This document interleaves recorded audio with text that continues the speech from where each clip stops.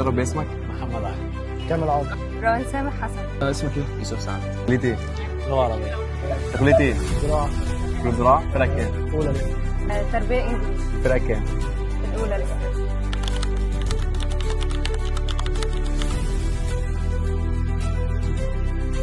هنبدأ معانا بالأول مكان. عرفت المكان ده؟ لا ما أعرفوش. شفته قبل كده طيب أو رحت هناك؟ لا معرفوش الصراحة. تقريبا يعني أنا أظن إنه في الجيزة. ده مدخل الهرم مثلا؟ لا ما أعرفوش. يعني في الأهرامات الجيزة. في الأسفل يعني. دي عامة دي مقبرة مش في الأهرامات من الداخل. ده تاني مكان معانا. لا ما أعرفوش ده. ولا ده. ده منزل موجود في القاهرة. لا ما اعرفوش. الأماكن دي هنا؟ في منطقة حوالين الأزهر في الدراسة. لا ما اعرفوش. نشوف المكان اللي بعده؟ ماشي.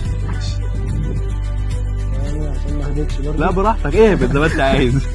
دي تقريبا عرفتها، المدينة الغارقة. ايه ده أول حد يجاوب معانا النهارده المدينة الغارقة.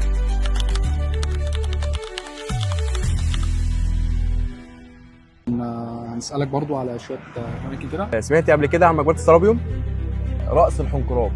المكان ده سمعت عنه قبل كده؟ في مكان اسمه بيت السحيمي. هرم هوار. لا. سمعتش عنها خالص؟ لا.